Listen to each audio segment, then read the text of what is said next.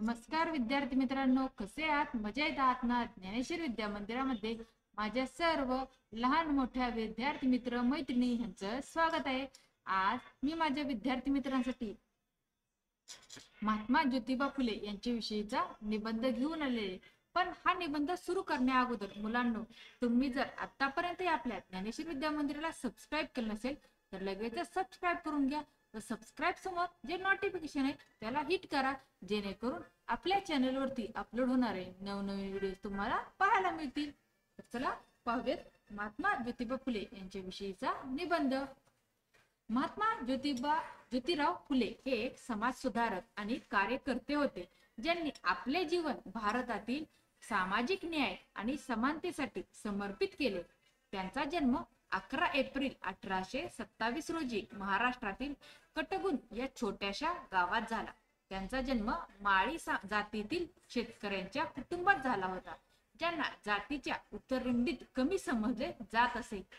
फुले यांचे बालपण दारिद्र्य, भेदभाव आणि सामाजिक दडपशाही मध्ये गेले होते, ज्याचा त्यांनी नंतर त्यांच्या जीवनातील कार्यात प्रेरक शक्ती म्हणून वापर केला। अनेक अडथळ्यांचा सामना करूनही फुले यांनी शिक्षण घेण्याचा निर्धार केला। त्यांना वयाच्या 12व्या वर्षी स्थानिक स्कॉटिश मिशन हायस्कूल मध्ये इंग्रजी, गणित आणि विज्ञान शिकण्यासाठी पाठवण्यात आले। नंतर त्यांनी मुंबईतील एल्फिन्स्टन महाविद्यालयात प्रवेश घेतला, जेथे त्यांनी गणित, विज्ञान आणि संस्कृतचा अभ्यास केला। शिक्षण पूर्ण करून ते पुण्यातील शाळेत शिक्षक झाले। फुले हे एक द्रष्टे होते, ज्यांनी लोकांना सशक्त बनवण्यासाठी आणि सामाजिक समानता वाढवण्यासाठी शिक्षणाचे महत्त्व ओळखले होते। मुलींच्या, विशेषतः खालच्या जातीतील शिक्षणातील असमानता त्यांच्या लक्षात आली। या समस्येचे निराकरण करण्यासाठी त्यांनी 1848 मध्ये पुण्यात मुलींसाठी पहिली शाळा स्थापन केली। मुलींच्या शिक्षणाला महत्त्व नसलेल्या समाजात हे एक क्रांतिकारी पाऊल होते। त्यांनी सत्यशोधक समाज ही सामाजिक सुधारणा संस्था स्थापन केली, ज्याचा उद्देश खालच्या जातीतील लोकांना सशक्त बनवणे आणि त्यांचे अत्याचार संपवणे असा होता। त्यांनी अस्पृश्य स्त्रिया आणि शेतकरी यांच्यासह उपेक्षित आणि अत्याचारितांच्या हक्कासाठी वकिली केली। जाती आधारित भेदभाव नष्ट करणे आणि सामाजिक समता वाढवणे यावर फुले यांचे कार्य केंद्रित होते। त्यांनी शिक्षणाच्या सामर्थ्यावर विश्वास ठेवला आणि त्यांची जात किंवा लिंग विचारात न घेता सर्वांसाठी शिक्षण सुलभ करण्यासाठी कार्य केले। ते एक विपुल लेखक होते आणि त्यांनी गुलामगिरी यासह अनेक पुस्तके लिहिली, ज्यात उच्च जातींद्वारे खालच्या जातीच्या लोकांवर होणाऱ्या अत्याचारावर टीका केली आहे। फुले यांना त्यांच्या कार्यासाठी अनेक पुरस्कार मिळाले, ज्यात महात्मा म्हणजे महान आत्मा ही पदवी समाविष्ट आहे।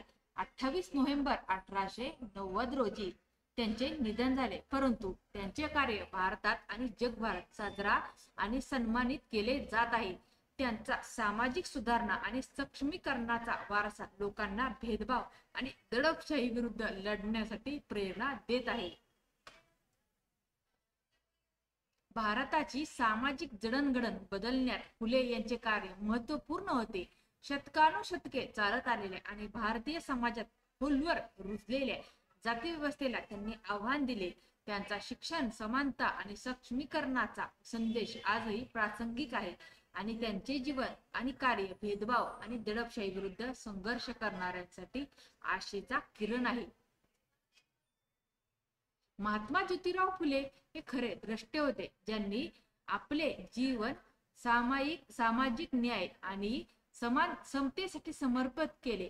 त्यांनी गरिबी आणि भेदभावाच्या अडथळ्यांवर मात करून उपेक्षित आणि पीडितांसाठी शिक्षण आणि सक्षमीकरणाचा चॅम्पियन बनला। शिक्षणाचा प्रसार करणे, जाती व्यवस्थेला आव्हान देणे आणि खालच्या जातीतील लोक आणि महिलांच्या हक्कांसाठी वकिली करणे या त्यांच्या कार्याचा भारतीय समाजावर महत्त्वपूर्ण प्रभाव पडला आहे। तर अशा प्रकारे महात्मा ज्योतिराव फुले यांच्याविषयीचा निबंध संपलेला आहे। जर मुलांना तुम्हाला हा आजचा निबंध आवडला असेल तर निबंधाला जास्तीत जास्त शेअर करा, चॅनलवर नवीन असल्यास चॅनलला सबस्क्राईब करा। धन्यवाद।